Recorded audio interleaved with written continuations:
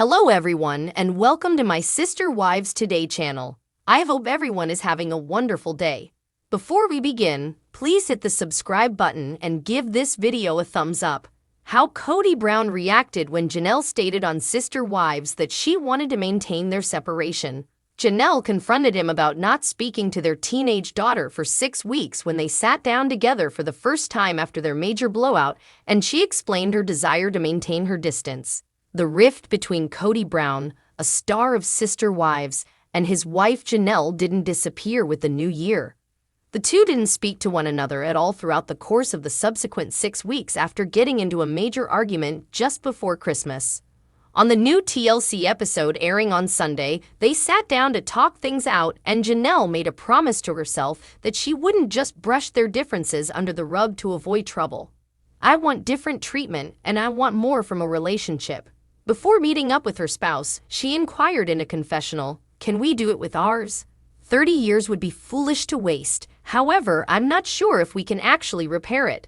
Kody hasn't really been missed by me. I missed him, but not that much," she said. "I don't long for him," she said. Kody immediately acknowledged that he was embarrassed by his earlier actions, realizing that Janelle didn't have a safe way to talk to him because of the way he exploded at her. He continued by saying that he had suffered 2 years of betrayal from Janelle prior to that earlier chat, which had triggered him so badly that things turned ugly and sad.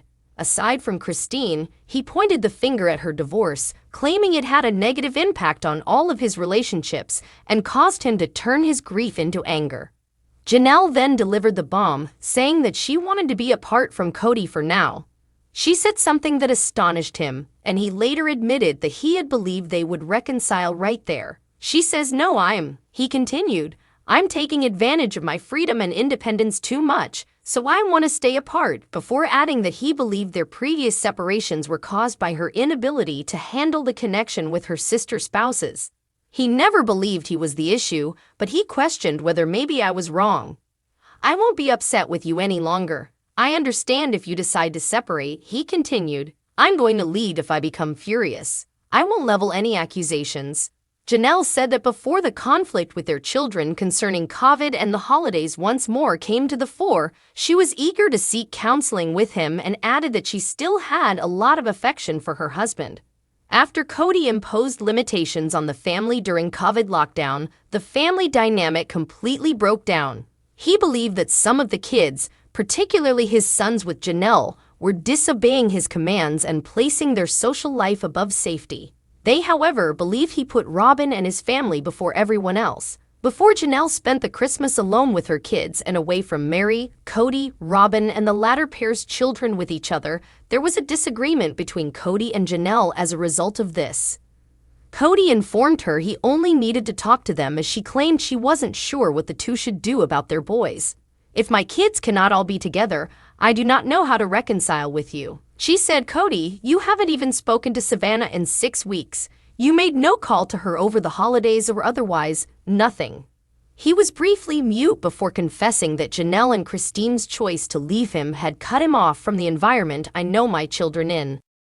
He continued, "I'm just trying to survive all the heartache here while they sit here and play mean girls together," before exclaiming hysterically, "Janelle's not in love with me. I suppose she finds me attractive. She just cares about my amazing pecs and fantastic six-pack though." He admitted to Janelle that he hadn't been able to spend any time with Savannah after school because a lot of his job occurred at night. He claimed that when he was still living with Robin, he frequently visited his children. However, with Savannah, he had to make a plan in order to see her. When he later brought up the controversy around his COVID limitations once more, Janelle claimed that their family problems had nothing to do with that and were instead really just about feeling like you're a father to all and a husband to all. Following that, Kody acknowledged that he felt obligation for his younger children more so because of their needs, but Janelle later clarified that this came at the expense of the needs of his other children. "I give them a lot when they are little. When kids become older, I still offer them a lot, but I don't think I have the same commitment to them," he confessed. Janelle finally inquired about Kody's desire to remain in a plural marriage as the conversation went on. He confessed that he had always worked hard for plural marriage, and then he questioned whether Janelle had. He said, Janelle hasn't been living multiple marriage, she's been living independence from a spouse who is available when she needs him and has money she can access. Janelle felt that she wasn't inclined to stay in this marriage with Kody after the entire conversation, when he all of a sudden doesn't want to be a father to my kids because they disagree with him. She continued, "That sort of changes the cost-benefit equation for me." She said she felt she wasn't getting what she felt she deserved from him as a partner. She informed Kody that she wasn't quite ready to give up on him just yet, despite the fact that it was obvious that she was leaning toward doing so permanently. She needed a place to work, but she also wanted to work. A redefinition is necessary. Because of how angry she still gets at times, I'm still unsure if we can rescue it, she said. "Honey, I miss you, and I simply lack the knowledge necessary to resolve this. This time, I require something distinctive. We are each other's best buddies. There are several chats between us. In my bed, I missed him. He is missed in my home. He is missed," she continued. "But this place doesn't treat me the way I deserve to be treated." She also voiced worry about being financially alone if she were to leave Kody. He was informed by Janelle that she had nothing to her name and that she didn't really have any kind of estate of her own. As a result, Kody naturally began to question whether she was simply staying with him for the money and inquired, "Have I always been a resource for you? I'm not valuable if I can't give everything, right? I don't understand." He continued, "Speaking of the separation decision, the punishment goes way beyond the crime. Maybe I just need a wake-up call after that. She might not be at all interested in this. Perhaps she has everything she needs and is moving on." With Kody telling her that it can be simple if they choose to work on their marriage, she left the lunch feeling that it had gone much better than she had anticipated. "This whole Christine situation is quite difficult. We have a marriage. We'll figure this out together, trust me. That won't affect anything.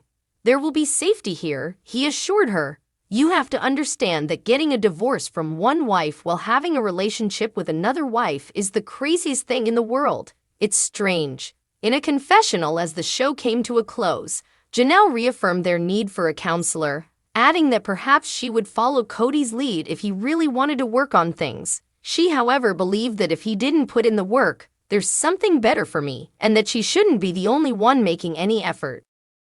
Exclusive to Sister Wives. Mary says she's leaving Arizona and returning to Utah in the upcoming episode of Season 18 of Sister Wives.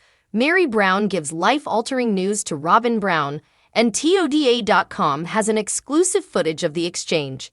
In the episode, Throwing in the Towel, Mary Brown discloses that she intends to spend the majority of her time in Utah going ahead rather than the family's existing residence in Flagstaff, Arizona. "Since my mother passed away a year ago, I've been considering it and trying to figure out what to do, like how to run the bed and breakfast, and what to do with it. Going back and forth has been really laborious in an effort to maintain that," she says. Thanks for watching. If you like this video, so please don't forget to subscribe my channel and don't miss any update.